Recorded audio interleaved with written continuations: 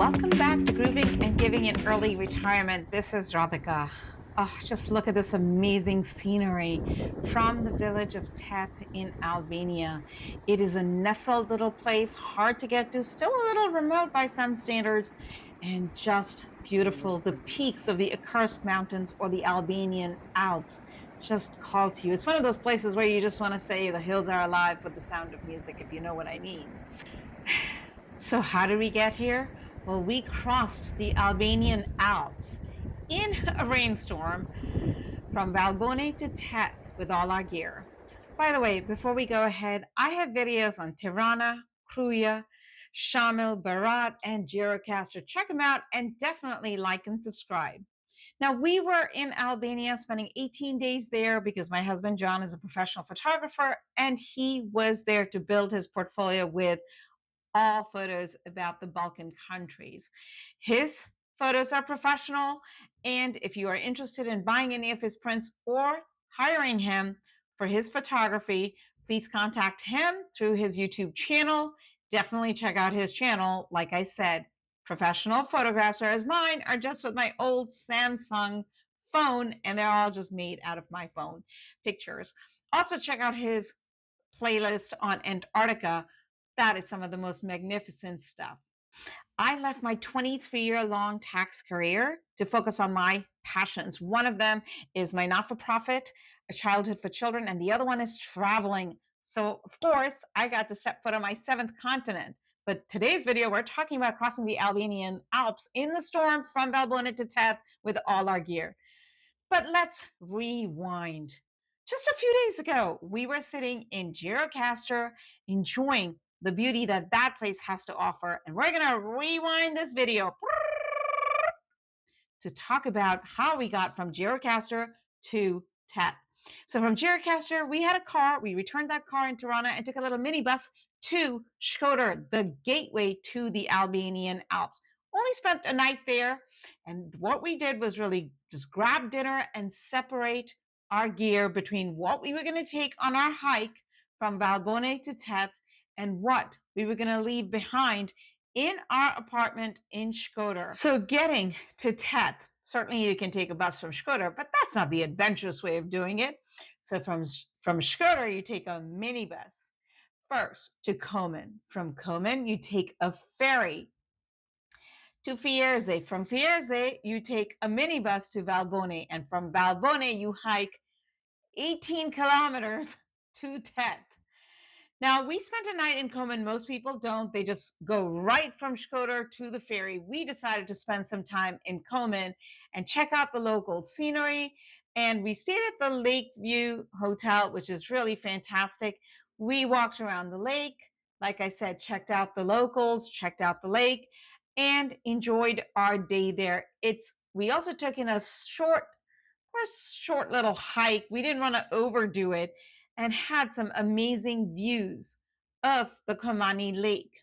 We also spent some time eating a local meal and just taking in the sights and sounds of Komen Lake. There's not that much to do in Komen Lake.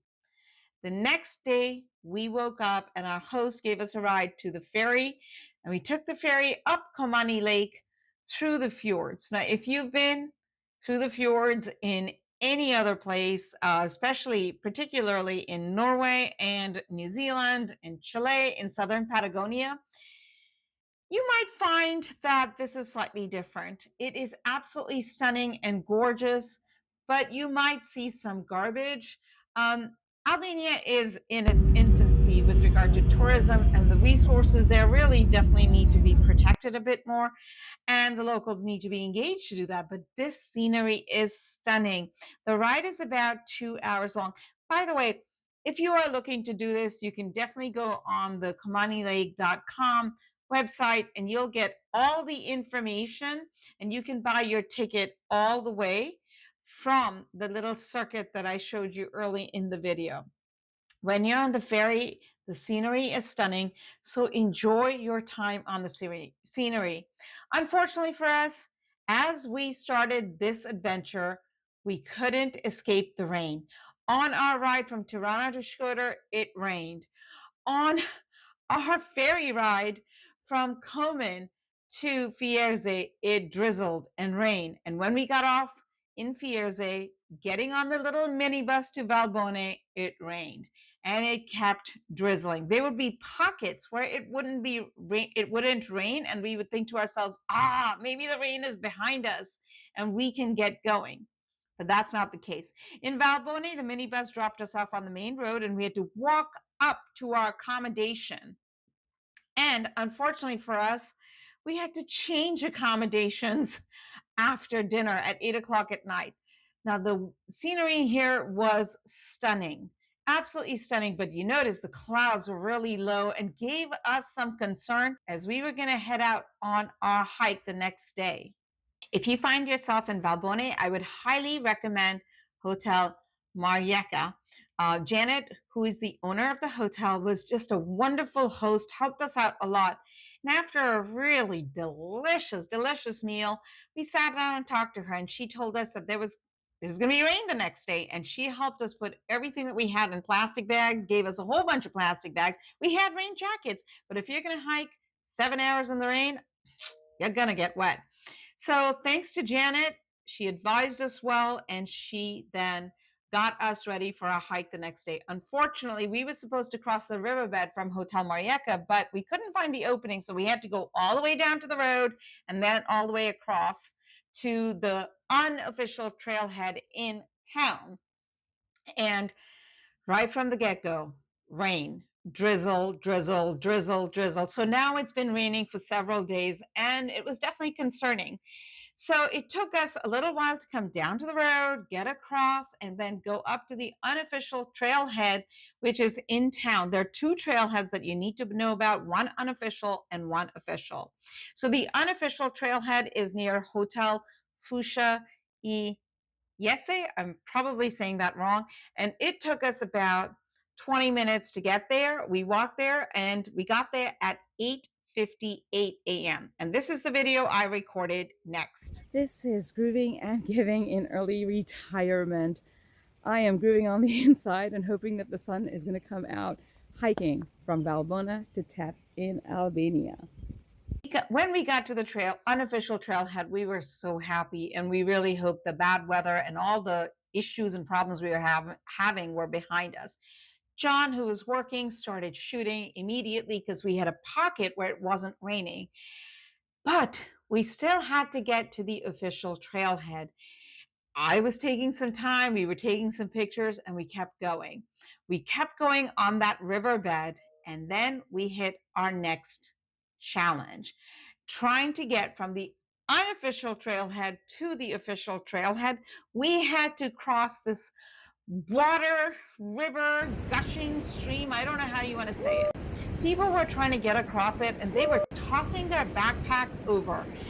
I forgot to mention that John had all his photography gear in his backpack, and I had our other electronics in my backpack, which we were not going to toss across and trying to get over. And just when we thought it was all over, here comes this vehicle, our knight in shining armor. Look at these vehicles.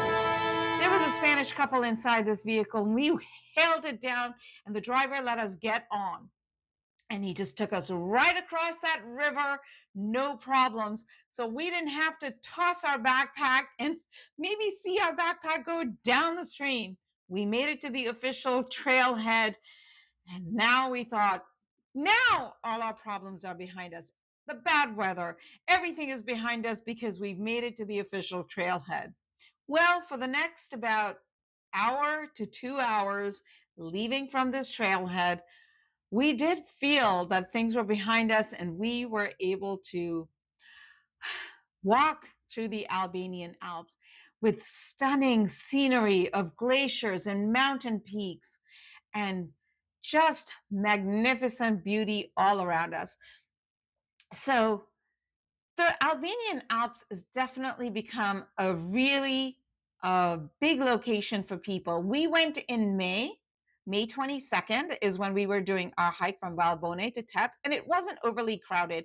I have heard that if you go during the peak season, it is quite crowded, and Albania is definitely becoming a choice and a destination for a lot of people because it is cheaper than some of the other Balkan countries. So there were people on the hike. We stopped, we talked to everyone, we saw glaciers, and the scenery was quite magnificent. We tried to keep our pace regular, but the hike right out of Valbone is steep.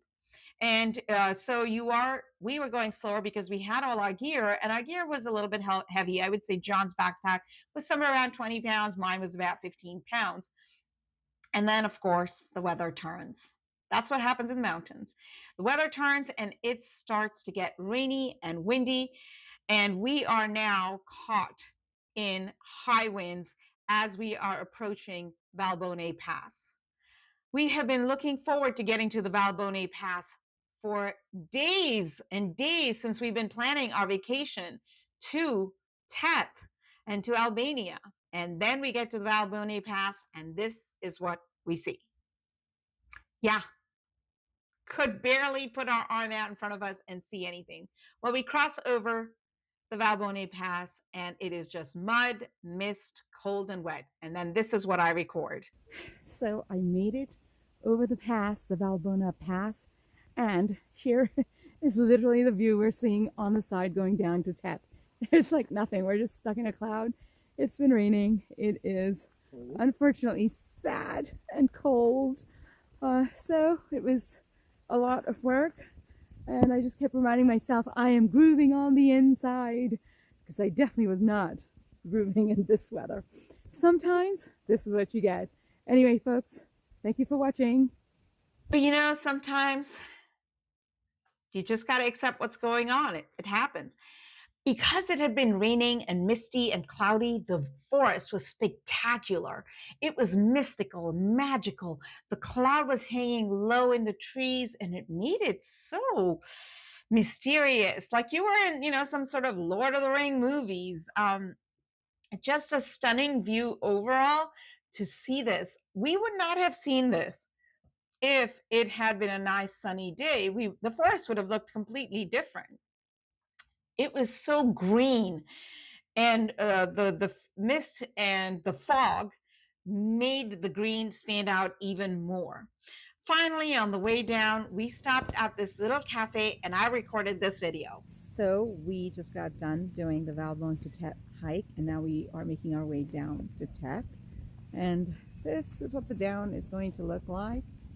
And I just got in touch with two hikers, and they said it is muddy and steep going down. So yay. It has been really difficult because it was raining the whole way, and it was miserable coming down, but we finally made it, and we're able to stop at this cafe for a cup of coffee, and now we're going to head back down again.